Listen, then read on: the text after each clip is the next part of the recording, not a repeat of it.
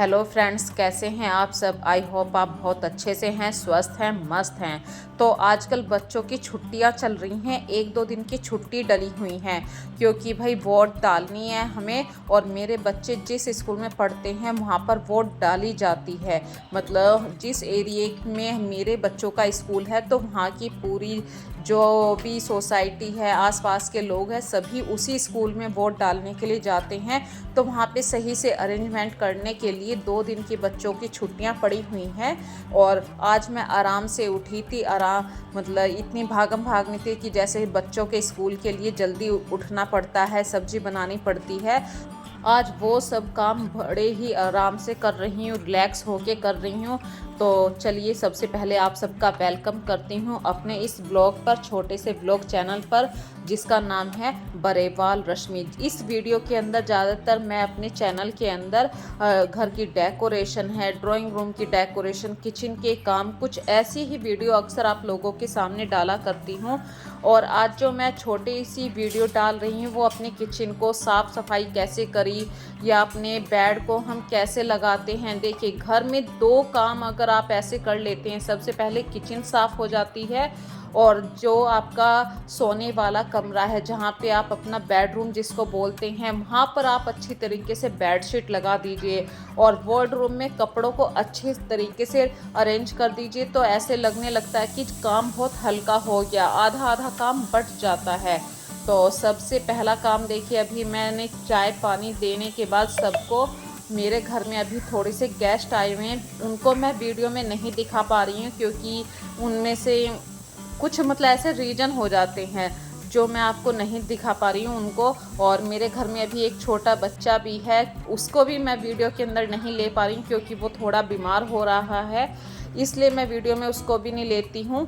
और भागम भाग की सुबह की जो भागम भाग होती है, हस्बैंड को ऑफिस जाना है, बच्चे तो आज रिलैक्स हैं दोनों बच्चे, आस्था का भी कॉलेज ऑफ है। तो मैंने सबसे पहले अपने हस्बैंड के कपड़े प्रेस कर दिए और उनको ऑफिस भेजने के बाद देखिए, सबसे पहला काम जो आया है फिर है किचन को साफ़ करने का। और किचन में जब आप साफ़ करते हैं तो मैं सबसे पहला जो दूध को रखने का काम करती हूँ, क्योंकि इतनी देर में बर्तन साफ़ करूँगी दूध होता रहेगा। नहीं तो अक्सर मेरे साथ क्या होता है कि मैं किसी काम में और लग जाती हूँ और उधर दूध बॉईल हो जाता है।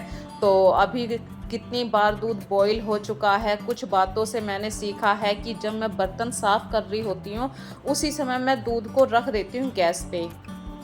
और किचन में आप जब भी आपके घर में, मतलब यदि आपको लग रहा है ना किचन में कोई चीज़ आपके हिसाब से नहीं बनी है, तो कभी ना कभी साल में, 2 साल में जब आपके घर में मिस्त्री वाला काम छिड़ता है तो आप ज़रूर अपने हिसाब से किचन को ज़रूर बनवाइए।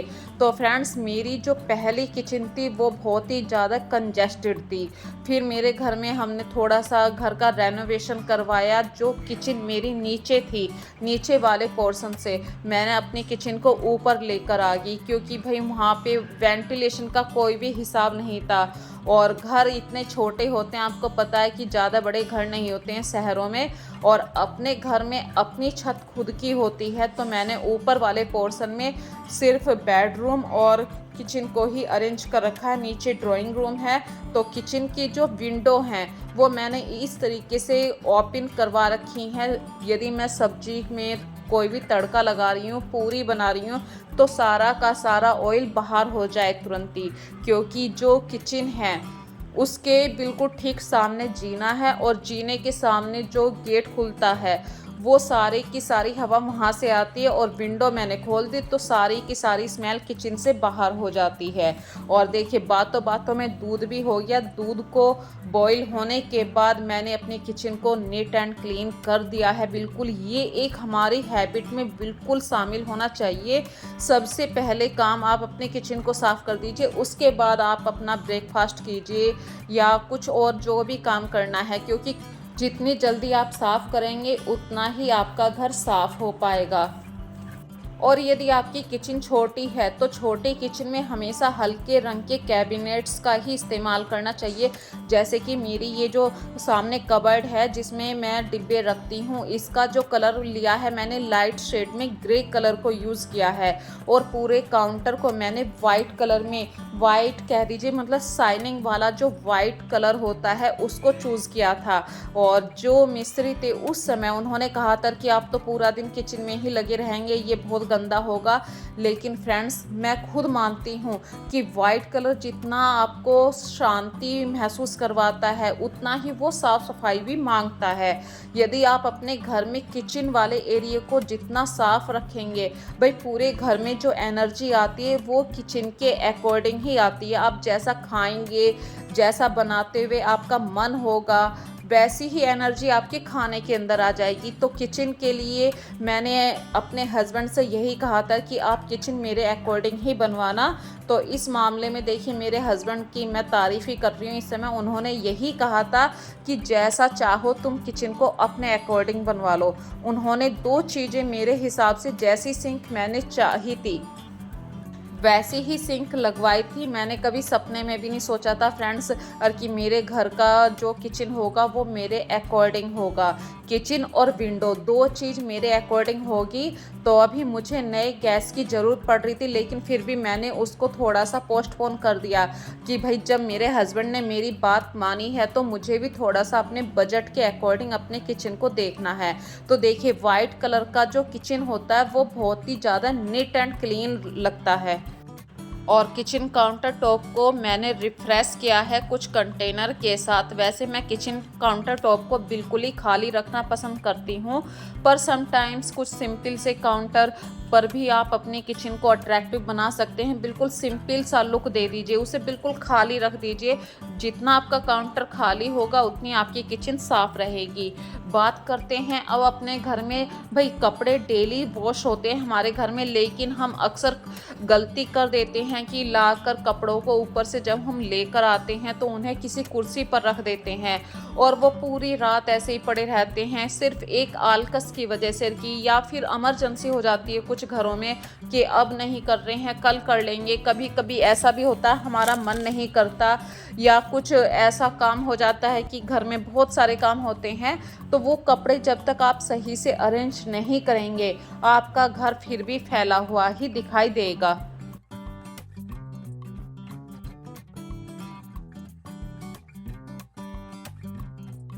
कुछ कामों में यदि हम फर्स्ट प्रायोरिटी रखना शुरू कर देते हैं तो हमारा घर बिल्कुल नीट एंड क्लीन ऑर्गेनाइज लगने लगता है। जैसे कि भाई आप फर्स्ट प्रायोरिटी में यही रख लीजिए, भाई या तो मैं भी कपड़े उतार कर नहीं ला रही हूँ तो मुझे बस 10 मिनट चाहिए अपने कपड़ों को फोल्ड करके रखना। समटाइम्स ऐसा हो जाता है कि भाई चलो कोई इमरजेंसी होगी, आज नहीं तो कल कर देंगे, लेकिन कोशिश ऐसे ही कीजिए जितना आप अपने कपड़ों को जल्द से जल्द फोल्ड करेंगे उतना ही आपकी कबर्ड भी अरेंज रहेगी, आपका घर भी बिल्कुल ऐसे रहेगा, बिल्कुल व्यवस्थित, जैसे किसी ने हमेशा ही इस चीज़ को अभी अभी ऑर्गेनाइज करके रखा है। और कुछ बातों को आप हमेशा याद रखिए, जिस चीज़ को आपने जहाँ से लिया है उसे वहीं रखिए। जैसे कि आयरन करने वाला जो काम है वो मॉर्निंग में होता है, फिर आयरन ठंडी हो गई तो तुरंत ही आप उसे उसके एक पर्टिकुलर प्लेस पे रखिए। कुछ काम ऐसे होते हैं आप टीवी देखते हुए, म्यूजिक सुनते हुए भी कर सकते हैं, और कुछ काम ऐसे होते हैं आप वीकेंड के अकॉर्डिंग भी करते हैं। जैसे मैं वीकेंड के अकॉर्डिंग वैसे कम करती हूँ, अगर मुझे 4 दिन के अकॉर्डिंग ही अपने घर को साफ़ करना है तो मैं 4 दिन के अकॉर्डिंग भी कर लेती हूँ। मतलब बेडशीट के मामले में बोल रही हूँ।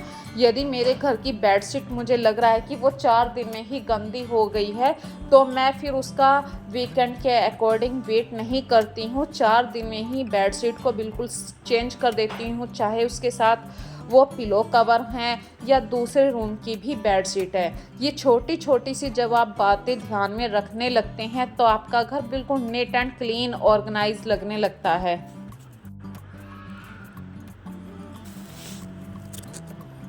और अपने घर को बिल्कुल समर के सीजन में तो आप जितना लाइट शेड की बेडशीट को यूज़ करेंगे उतना आपका घर बिल्कुल कूल रहेगा, ठंडक सी रहेगी। और फ्रेंड्स, ये जो बेड है जिसको मैं अभी अरेंज कर रही हूँ ये ऊपर वाले पोर्शन पे है, और यहाँ पे इस रूम में मतलब हमारे पास अभी एसी नहीं है। इस रूम में जो एसी है वो हम अब से और 2 महीने बाद चलाएंगे, जब ज़्यादा चिप चिप वाली गर्मी होगी, जैसे कि मैं कह दूँ उमस वाली गर्मी। और जिस कमरे में एसी है वो ये कमरा है, तो कूलर मैं अपने ऊपर यूज़ करती हूँ, ऊपर वाले पोर्शन पे, और नीचे वाले इस वाले रूम में मैं फ्रेंड्स अपने एसी को यूज़ करती हूँ। तो अभी एसी का ज़्यादा टाइम नहीं आया। देखिए कुछ बातें ऐसी होती हैं, आपको अपने शरीर के अकॉर्डिंग भी ध्यान रखना चाहिए। अभी तो इतनी जो गर्मी है वो कूलर के अकॉर्डिंग चल रही है। रात में कूलर में जब हम पानी डालते हैं तो फिर भी ठंडी लगने लगती है। तो अभी छोटे से ब्लैंकेट, जो हल्के हल्के ब्लैंकेट होते हैं, उनकी ज़रूरत पड़ रही है क्योंकि कूलर में ठंडी लगने लगती है। और ये बेडशीट मैं चेंज करने आ गई हूँ।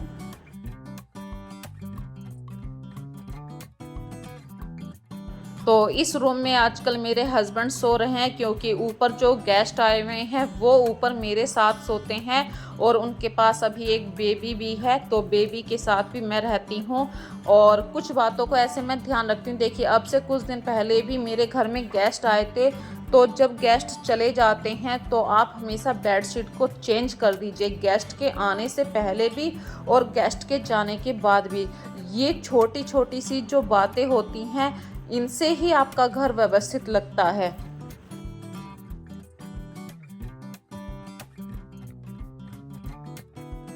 घर में कभी भी ज़्यादा एफर्ट्स लगाने का मतलब नहीं बनता। जितने ज़्यादा आप एफर्ट्स लगाएंगे उतना ही आपको घर में टाइम देना पड़ेगा।